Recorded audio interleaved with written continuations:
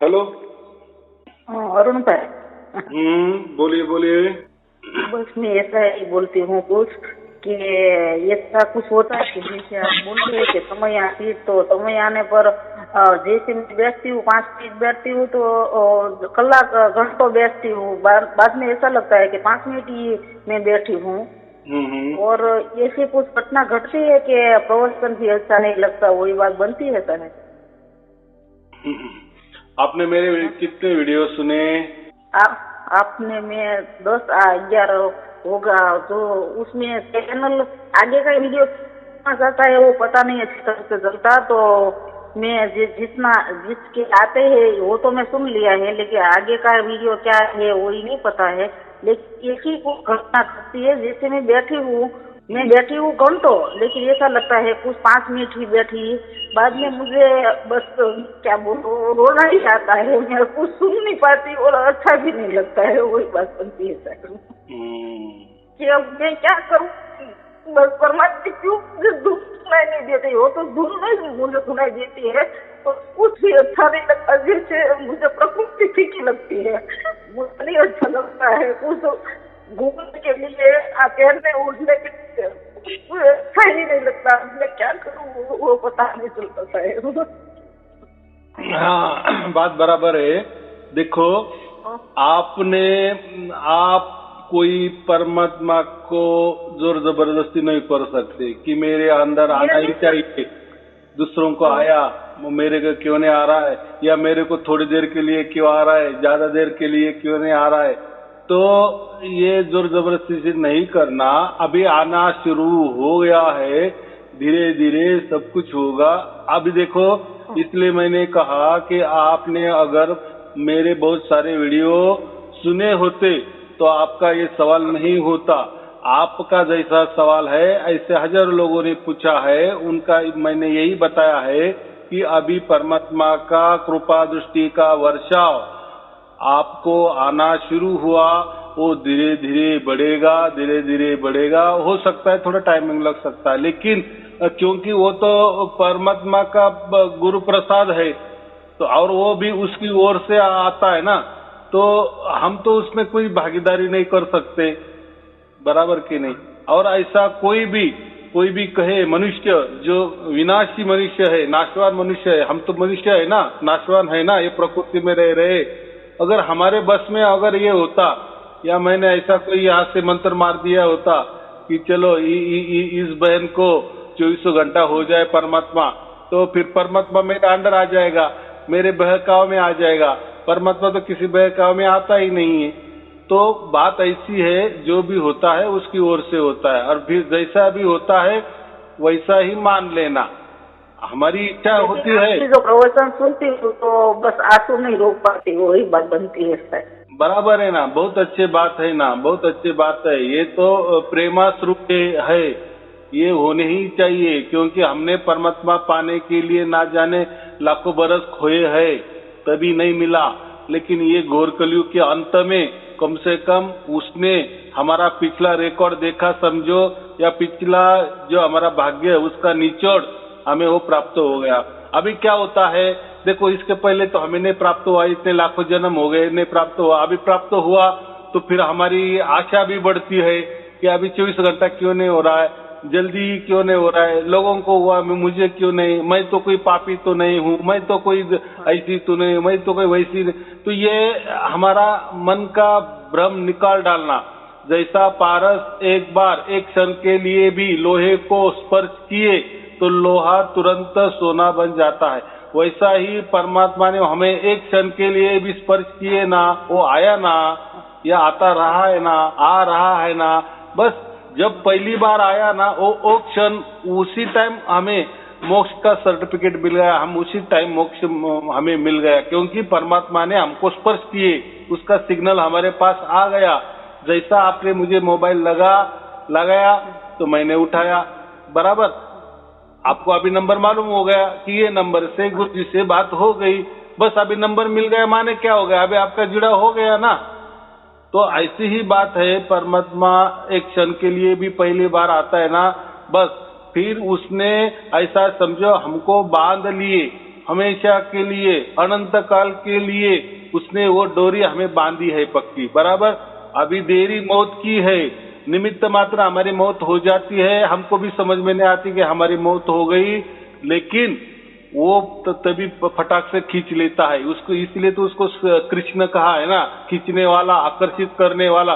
वो आकर्षित कर लेता है, जैसे लोहा चुंबक होता है, लोहे को खींच लेता है, वैसा ऐसा समझो कि परमात्मा बहुत बड़ा चुंबक है, बराबर। तो वो हमारे जैसे जिसने भी सार शब्द का लोहा बना लिए है या सार शब्द धारण किए है, वो लोहे को वो चुंबक बराबर खींचता ही है। बाकी तो ऐसे समझो कि बाकी सब कुछ पत्थर है लोग, बराबर। हम तो सार शब्द वाले लोहे बन गए, कठिन के कठिन बन गए हैं। तो हम लोहे, तो हमको तो चुंबक खींचने वाला ही है। तो कभी उसके हमारे मन में ऐसा कभी नहीं लाना कि परमात्मा तो 24 घंटा नहीं आ रहा है, तो उसका मतलब ऐसा नहीं। वो एक बार हमें उसने स्पर्श किए ना, बस उसी वक्त हम परम पवित्र बन गए। आया समझ में? हाँ, अभी बाकी हो गया कि वो 24 घंटे क्यों नहीं हो रहा है, तो वो तो उसकी मर्जी, होगा, जरूर होगा। देखो परमात्मा के लिए तो हम ही तो नहीं ना, पूरे ब्रह्मांड है, कोटि कोटि ब्रह्मांड है, बराबर कि नहीं? उसको सब चलाना है। लेकिन ये पूरे ब्रह्मांड में एक ब्रह्मांड कितना विशाल होता है, तो एक ब्रह्मांड में हम इतने सूक्ष्म है, तो हमारे लिए तो आ गया ना, इतना बड़ा परमात्मा आया, इतना बड़ा सागर एक बूंद होके हमारे पास आ गया और हमको स्पर्श कर लिए ना, या ऐसा समझो उसका सिग्नल हमारे पास पहुंच गया ना, बराबर कि नहीं? तो ये बहुत हो गया हमारे लिए, बहुत हो गया, हमारे हजारों पीढ़ी का उद्धार हो गया, ऐसा समझो। हाँ, मैं तो बस रोना ही मुझे तो आता है, मुझे कुछ पता नहीं चलता और सब कुछ फीका लगता है। नहीं लड़का लड़की अच्छा लगता है, नहीं धन दौलत अच्छी लगती है, बस वही स्थिति आ गई है शायद। आने दो ना। देखो हमने तो परमात्मा को समर्पित कर दिए ना। हमारा आचार, विचार, उच्चार, हमारा कर्म जो भी है, अकर्म, बुरे कर्म, अच्छे कर्म, हमारा प्रेम, हम सब कुछ परमात्मा को अर्पण कर देना है। हमारे खुशियां परमात्मा को अर्पण कर देनी है। फिर परमात्मा जैसे रखे वैसा रहना है, क्योंकि अब हम उसके अंडर में गए ना। इसके पहले परमात्मा ने हमें छुआ नहीं था, बराबर। वो परमात्मा ने हमको पकड़ा नहीं था, तब की बात अलग थी। हमको ठिकाना ही मालूम नहीं था कि कौन परमात्मा कैसा होता है, वो क्यों हमारे लिए आएगा नहीं आएगा, उनके लिए क्या करना है क्या नहीं करना है। बहुत सारे लोग अलग अलग बताते हैं, आप मंत्र पर करो, आप ध्यान करो, आप ये करो, आप वो करो। मन की बात तो मुझे मन की बातें समझ में आती है, लेकिन मुझे ऐसा लगता है कि मन ही रोता है, परमात्मा का प्रेम रोता है, मन की बात। ये ऐसा समझो, हमारा प्रेम ही रोता है, और रोना एक कोई साधारण बात नहीं है, असाधारण बात है। परमात्मा के लिए रोना, किसी शरीर के लिए रोना, किसी वासना के लिए रोना, किसी धन दौलत के लिए रोना, वो रोना तो ये स्वार्थी है। लेकिन ये यहाँ तो आपने तो आपके आंखों से तो परमात्मा ही नहीं देखा, या आपके कानों से तो आपने परमात्मा को सुना भी नहीं है, तो भी आपका प्रेम झलक रहा है। इसका मतलब क्या है? ये बहुत ऊंची अवस्था होती है, बराबर। लेकिन इसके लिए क्या करना है? हमें ध्यान वगैरह नहीं करना। आप बोले नहीं कि मैं जैसे बैठ जाती हूँ तो फिर मेरा देह भान हरप जाता है और घंटों तक बैठती हूँ, ऐसा लगता है कि 5 मिनट तक ही मैं बैठती। तो ये ऐसा नहीं होना चाहिए। उसके लिए आप कोई ध्यान मत करो, वो क्या है, पावर ज्यादा हो जाता है। ऐसे ही बैठी हूँ, परमात्मा के ऐसा ही जैसे घूम सकती हूँ, ऐसे ही विचारों में तो ऐसा बंदा बैठती नहीं हूँ मैं। हाँ, तो क्या है, देखो अभी परमात्मा मिल जाने के बाद अगर हम उसके लिए कुछ करने लगेंगे, ध्यान वगैरह करने लगे, तो परमात्मा क्या बोलेगा?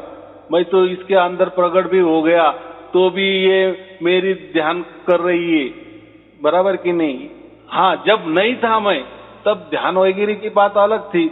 लेकिन ध्यान तो बहुत सारे लोग करते हैं, 50-60 बरस करते हैं, तो कहाँ उनको मिलता है? तो ध्यान में तो कोई नहीं, वो तो एक नादानी है, अज्ञानपन है। ध्यान करना, परमात्मा यहाँ लक्ष्य टिकाना, या चलते फिरते ब्रह्मरंध्र पे लक्ष्य टिकाना, या ध्यान में बैठ के आंख बंद करके अंदर से ब्रह्मरंध्र को लक्ष्य टिकाना, ये ध्यान है ना, ये अलग ध्यान है। ये ध्यान प्रकृति वाले ध्यान है, इससे आपको ज्यादा से ज्यादा प्रकृति वाले फायदे हो जाएंगे, लेकिन इससे परमात्मा वगैरह कुछ नहीं मिलने वाला। आजकल बहुत सारे ढोंगी साधु लोग हैं, बैरागी लोग हैं, ढोंगी जो हम कहते हैं ना, नौटंकी करने वाले, वो ऐसे ही करते हैं, कुछ भी ध्यान देते हैं, बताते हैं कि बस परमात्मा आपको मिल गया, बराबर। कोई तो बोलते हैं ये हवा है ना, यही निर्गुण निराकार है, एक हाथ नीचे करते हैं, एक हाथ ऊपर करते हैं, जैसे हम कहते हैं नन्हा सा बच्चा इतना इतना छोटा होता है, ऐसे हाथ करते हैं और बोलते हैं कि ये दोनों के हाथ में जो भी हवा है ना, यही परमात्मा है, यही देखो निर्गुण निराकार परमात्मा है, ऐसे भी कहने वाले। कोई तो कानों में फूंक मार देते हैं और कहते कोई आवाज आ गया क्या, बस आवाज आ गया, हाँ बस यही परमात्मा है।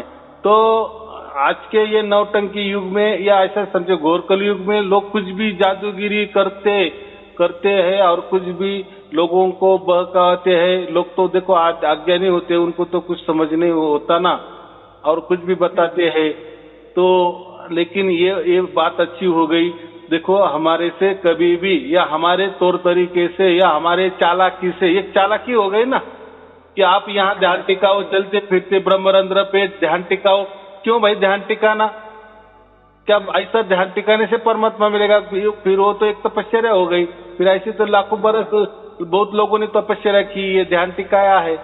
तो चलते फिरते भी ध्यान टिकाना तो वो ध्यान ही हो गया, या अंदर से भी ध्यान टिकाए किसी जगह पे, वो भी ध्यान ही हो गया ना। और परमात्मा क्या बोले कि मैं ये ध्यान में नहीं हूँ, ये मंत्र तंत्र में नहीं हूँ, बराबर कि नहीं? तो नहीं हूँ तो फिर हम क्यों करना? तो इसका मतलब उनको ही प्राप्त नहीं हुआ। तो फिर वो बोलते कि नहीं हमको ये चलते फिरते अगर हमने ब्रह्मरंध्र पे ध्यान टिकाए और चलते फिरते रहे तो परमात्मा प्रकट हो जाता है। उनको कहा परमात्मा प्रकट हो गया? ऐसा परमात्मा प्रकट होता है? या हम बैठे और आग दबाए और बीच में से ब्रह्मरंध्र पे ध्यान टिकाए तो ऐसा परमात्मा मिलता है क्या? ये लोग फंडे निकालते हैं, अलग अलग लोगों को मूर्ख बनाते हैं, अपने को गुरु सिद्ध कर देते हैं, अपनी मान बढ़ाई करवा लेते हैं, उनसे अपनी आरती करवा लेते हैं, अपना चरणामृत उनको पिला देते हैं और पैसा आइट लेते हैं, बस, और चलते आगे। ये भिखारी जैसा धंधा है। ये क्या है? एक धंधा ही हो गया है। तो ऐसे बहुत सारे लोग हैं ये, और इसको घोर कलयुग कहते हैं।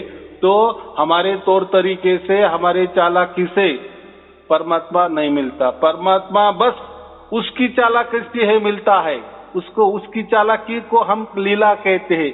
उसकी लीला वही जाने, हम कहते हैं ना। फिर वो कैसा हमको मिलता है, वो उसकी लीला वो जाने, तो वो बराबर मिलता है, उसको सब समझता है। देखो हम पहले कि परमात्मा पहला? परमात्मा ही पहला है ना। वो तो आदि अनादि है ना, और वो तो अनंत है, सर्वव्यापी है, उसने तो सबको व्याप्त किए है, तो वो सबसे बड़ा है ना। देखो कबीर जी का नाम क्यों लेते हैं हम? कबीर का अर्थ क्या होता है? सबसे बड़ा। या कबीर का अर्थ एक होता है सर्वज्ञ। ये परमात्मा के नाम है, बराबर। कोई अगर कबीर का नाम भी नहीं लिए, कबीर साहिब का नाम भी नहीं लिए, तो कोई चिंता की बात नहीं है।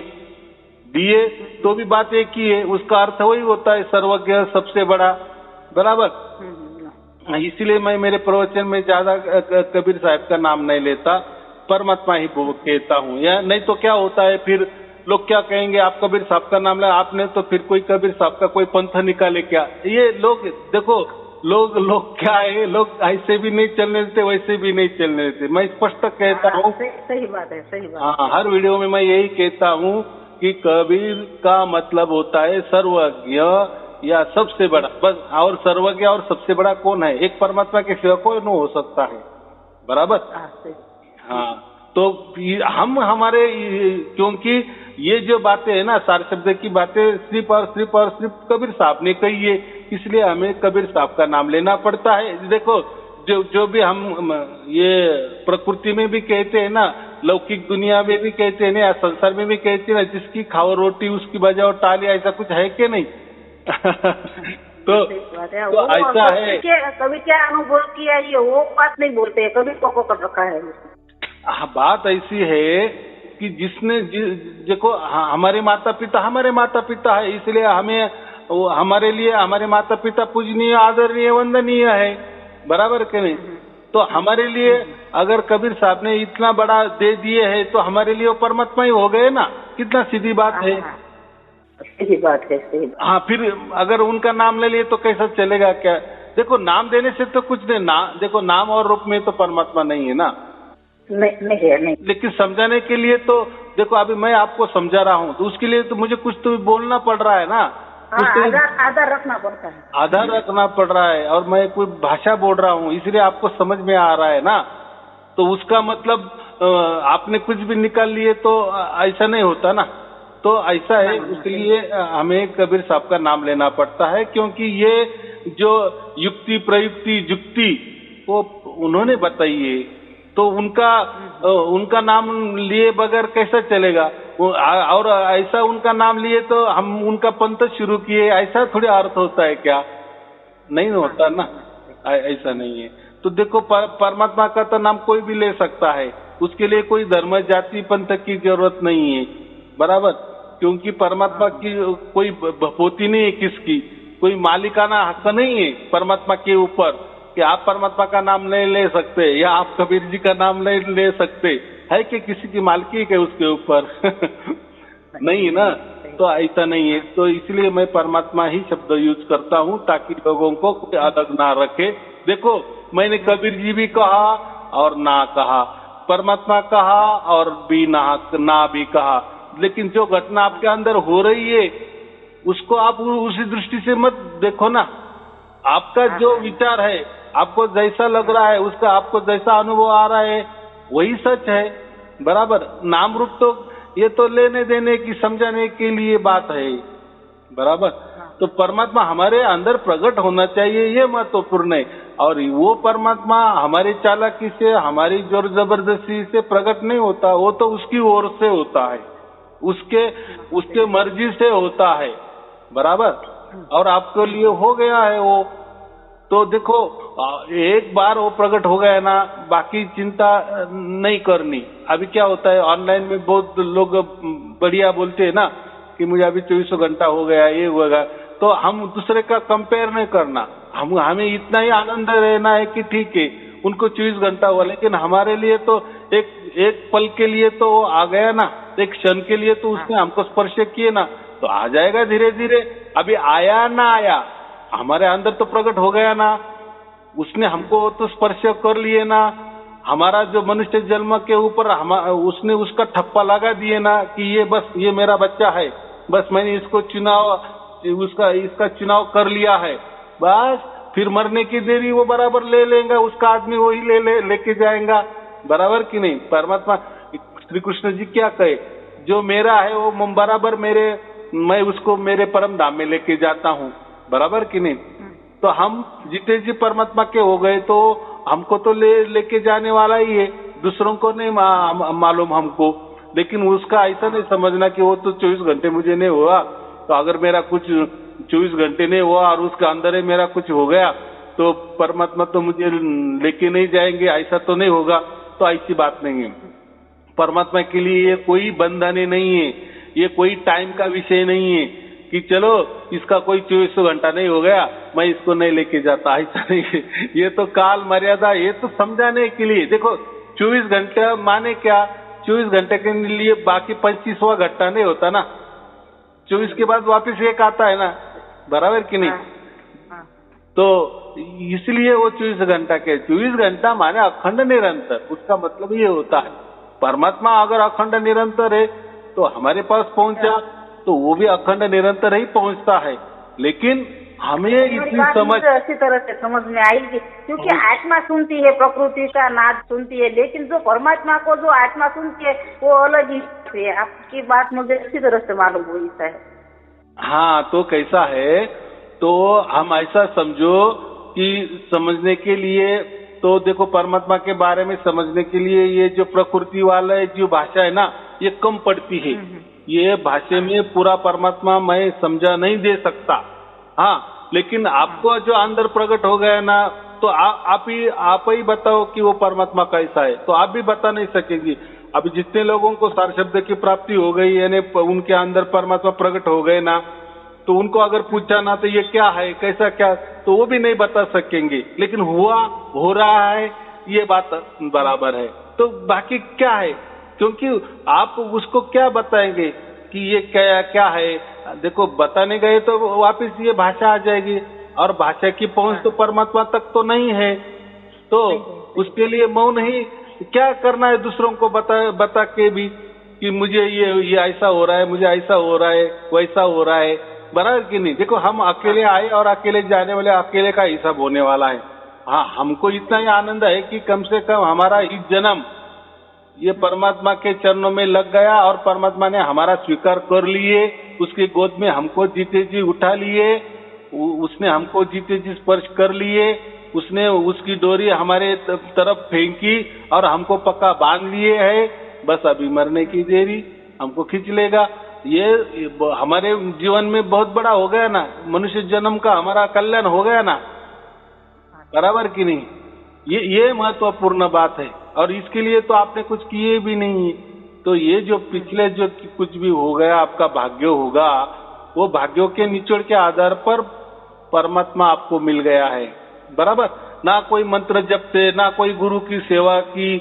बहुत सारे लोग तो 10-10, 20-20 गुरु करते हैं, तो किसकी सेवा किसको मिल जाती है क्या मालूम। मंत्र भी सभी गुरु लोग अलग अलग देते हैं, ध्यान की विधि भी लोग अलग अलग देते हैं, ध्यान को भी नाम अलग अलग देते हैं, श्वासा पर भी मंत्र अलग अलग देते हैं, जपने के तरीके भी अलग अलग देते हैं, जाप भी अलग अलग प्रकार के बताते हैं। तो ये सब तौर तरीके हैं, और ये यही के है नश्वर तौर तरीके। नश्वर से निकले, नश्वर देह से निकले, नश्वर विचारों से निकले, नश्वर बुद्धि से निकले, तो नश्वरी हो गए। कितनी सीधी बात है। लेकिन परमात्मा तो नश्वर नहीं ना, वो तो अविनाशी है ना। हम नाशवान, लेकिन परमात्मा अविनाशी है। फिर जो भी उसकी तरफ से होगा वही सच होगा। बस फिर वो एक क्षण के भी लिए हो गए ना, बस बहुत हो गया हमारे लिए। वही वो महत्वपूर्ण वो घटना है, वो क्षण है, बराबर। बाकी फिर 24 घंटे हुआ ना हुआ, वो तो एक हमारा विश्वास के लिए है, बराबर। ये हमारे विश्वास के लिए है कि परमात्मा मेरे पास 24 घंटा आ रहा है। नहीं आया तो उसका मतलब 24 घंटा नहीं है, ऐसा नहीं है। एक बार आपका फोन लग गया तो हम बातचीत कर रहे हैं ना, ऐसा आपको लग रहा है ना कि आप नासिक में आ गई, बराबर। या आपको ऐसा लग रहा है कि मैं आपके घर में आ गया, बात एक ही है ना। बात होने से मतलब है। हाँ, तो वैसा ही परमात्मा से जुड़ा होने का मतलब है। बाकी तो बातें ही बातें। फिर ये 24 घंटा होगा, कब होगा नहीं होगा, ऐसा नहीं है।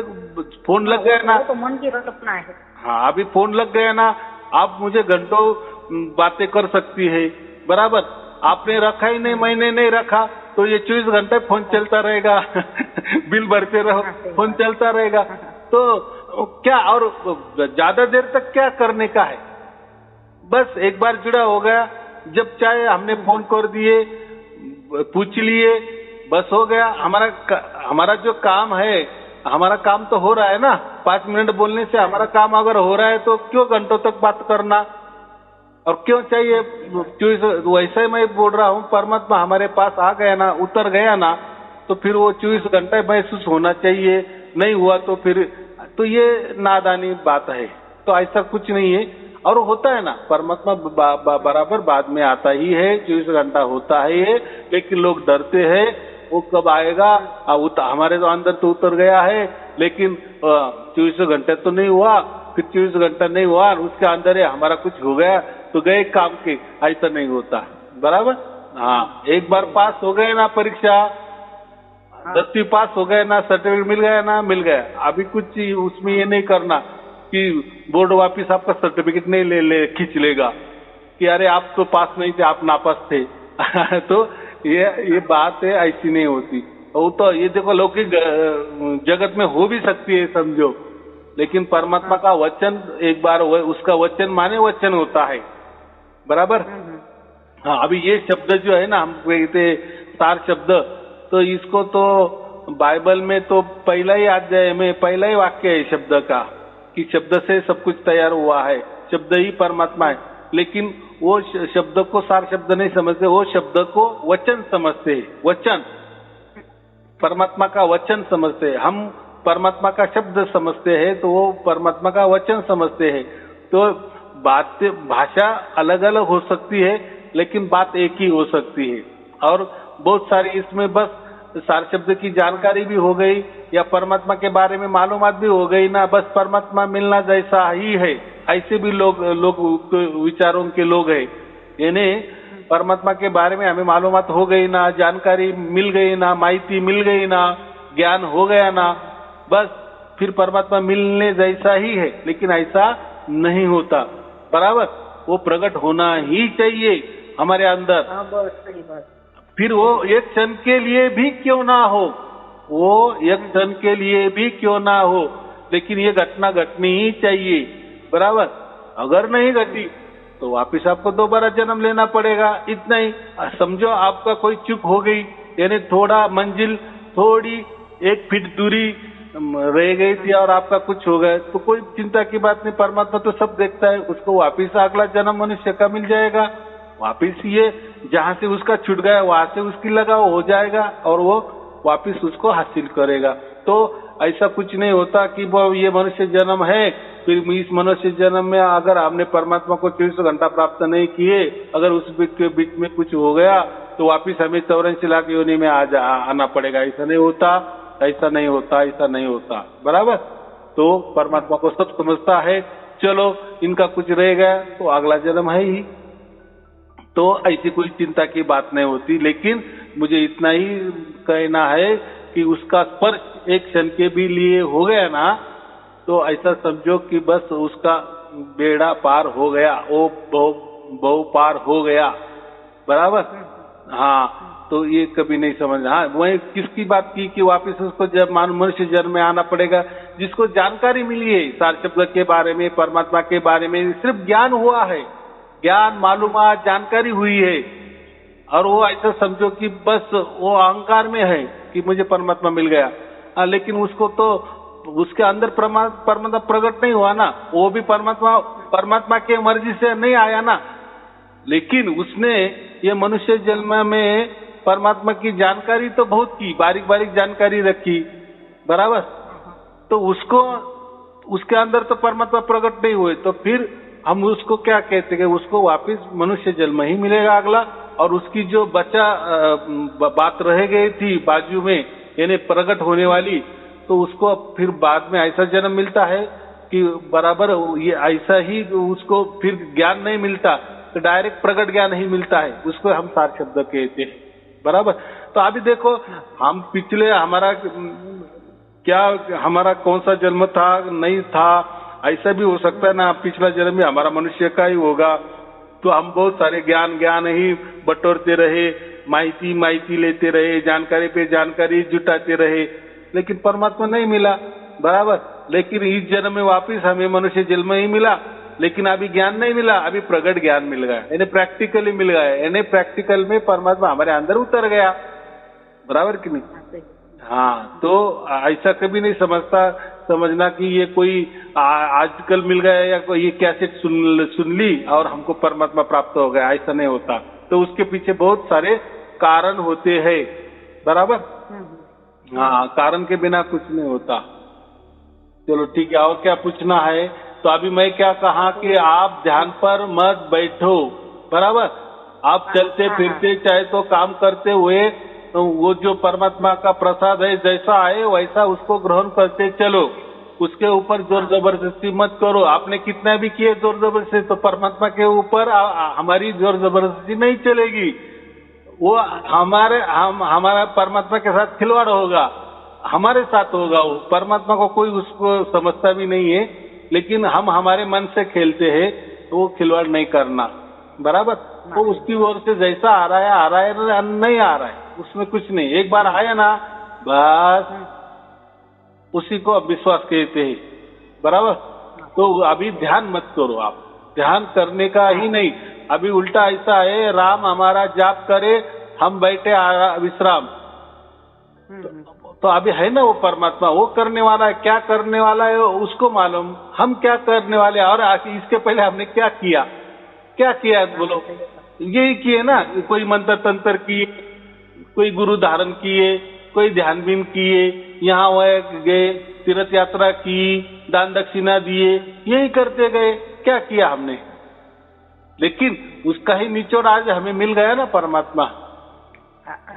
आता अभी फिर वापस कुछ करने की जरूरत नहीं है, और किया तो भी कुछ आपका ये होने वाला नहीं है। लेकिन जो भी करेगा वो टाइम पास होगा, बाकी कुछ नहीं। क्योंकि अभी स्वयं परमात्मा आपके अंदर प्रकट हो गए हैं। चाहे आपके मन मुताबिक 24 घंटे नहीं हो, लेकिन हो गए हैं और होगा। वो 24 घंटे भी होगा, वो भी विश्वास रखो। या उसमें नहीं जाना, ऐसा मन में कभी नहीं लाना कि मुझे 24 घंटे नहीं हो रहा है तो सचमुच में मुझे पूर्ण रूप से परमात्मा प्राप्त हुआ या नहीं हुआ। तो एक क्षण के भी लिए परमात्मा हमारे अंदर प्रकट होता है, या उसका स्पर्श होता है, या उसके नजर निगरानी में हम जब जाते हैं, उसकी गोद में हम जब भी जाते हैं, तो वो हमेशा के लिए जाते हैं, अनंत काल के लिए जाते हैं, थोड़ी देर के लिए नहीं, हमेशा के लिए जाते हैं। बराबर। तो कोई मंत्र नहीं है, बोल दिए और मिट गया। कोई ध्यान नहीं है, ध्यान पर बैठे और ध्यान ये हट गया। देखो ध्यान में भी बैठना पड़ता है ना, वापिस उठ गए तो गया क्या परमात्मा? कोई मंत्र किए, थोड़ी देर किए, मंत्र भूल गए या निकल गया मंत्र। मंत्र भी हम तो 24 घंटे नहीं कर सकते ना। यानी प्रकृति में जो भी करना है उसके लिए टाइम लगता है, और वो हमारी तरफ से होता है। बराबर। उसके लिए हमें हमारा कष्ट देना पड़ता है। मन थक ही जाता है ना साहब। हाँ, जो कुछ हम करते हैं वो मन थक ही जाता है। वो बात तो सही है आपकी। बात ऐसी है कि देखो, ये हमारा शरीर जो है ना, शरीर मन बुद्धि, ये 10 इंद्रिय, ये नाशवान है ना। तो ये नाशवान से जो भी करेंगे वो नाशवान ही प्राप्त होगा ना, ऐसा मैं बोल रहा हूँ। सही बात। मनुष्य से मनुष्य ही पैदा होगा, प्राणी से प्राणी ही पैदा होगा, आम से आम ही पैदा होगा, ऐसा मैं बोल रहा हूँ। हाँ, तो हमको हम ये नाशवान है ना, तो अविनाशी को नहीं प्राप्त कर सकते। हाँ, लेकिन वो हमें प्राप्त कर सकता है, क्योंकि वो हमारा बाप है ना। वो तो विशाल है, वो तो अनंत है, वो सर्वव्यापी है और आदि अनादि है ना। और वो स्वयंभू है, आजन्मा है और निर्भय है, निर्भय है। निर्भय माने वो किसी से डरता भी नहीं, और निर्भय और किसी से दुश्मनी भी नहीं करता, निर्भय। और स्वयंभू तो वो खुद है। तो अगर परमात्मा स्वयंभू है तो उसके ही हिसाब से वो प्रकट होगा कि नहीं? तो इसलिए वो तो स्वयंभू है ना। अगर हमारी इच्छा से वो प्रकट हो गया, कोई बोलेगा अरे ये मंत्र ले लो, परमात्मा प्रकट हो जाएगा। अरे फिर वो आजन्मा कैसा हो जाएगा? ये ध्यान लो, परमात्मा प्रकट हो जाएगा। फिर वो यानी वो ध्यान से परमात्मा को आपने प्रकट किया। अरे परमात्मा प्रकट कैसे तुम कर सकते हो? परमात्मा तो आजन्मा है ना, स्वयंभू है ना। तो वो स्वयं से ही उसके स्वयं से प्राप्त होगा ना, कि हमारे स्वयं से प्राप्त होगा। फिर हमारा स्वयं बड़ा हो गया, फिर हमारा आत्मा बड़ा हो गया कि हमने हमारे आत्मा से हमने परमात्मा को जन्म दे दिए। ये हंसी वाली बात हो जाएगी। ऐसा नहीं होगा। स्वयंभू का मतलब परमात्मा स्वयंभू है, माने वो उसके स्वयंभू से ही हमें हमारे अंदर प्रकट होता है, इसलिए वो स्वयंभू हम कह सकते हैं। नहीं तो फिर उसको स्वयंभू कहने का हमारा हक नहीं है। बराबर। अगर हम हमारे मंत्रों से उसको प्रकट करने लगेंगे, हमारे ध्यान से प्रकट करने लगेंगे, कोई बोलेगा मेरी भक्ति करो, कोई गुरु बोलेगा मेरी भक्ति करो, मेरी आरती करो, परमात्मा प्रकट हो जाएगा। अरे तो फिर परमात्मा छोटा हो गया, तू बड़ा हो गया। तो इतना अरे परमात्मा ने तो उल्टा हमको पैदा किए कि हाँ, तो हम परमात्मा को प्रकट करेंगे, परमात्मा को जन्म दे सकते हैं। तो ये क्या बात है, बच्चों जैसी बात है। तो ऐसा नहीं होता। परमात्मा स्वयंभू है, तो उसके स्वयं से ही, उसके मर्जी से ही, उसके क्या है उसके तौर तरीके से ही, या हम सबसे महत्वपूर्ण उसको एक ही शब्द है, उसके लीला से ही वो हमारे अंदर प्रकट होता है। बराबर, उसमें हम तर्क नहीं लगा सकते, ये प्रकृति वाले तर्क हम नहीं लगा सकते। कितना सीधा हिसाब है, क्योंकि हम ही खुद नाशवान है तो हमारे तर्क भी नाशवान हो गए ना। कितना सीधा हिसाब है। सही बात है, सही बात है। चलो ठीक है, और कोई पूछना है? ना, बहुत तसल्ली मिली है। हाँ, तो चलो ठीक है, आपको और आपके परिवार के लिए शुभ आशीर्वाद। सत साहेब जी, सत साहेब जी, सत साहेब जी।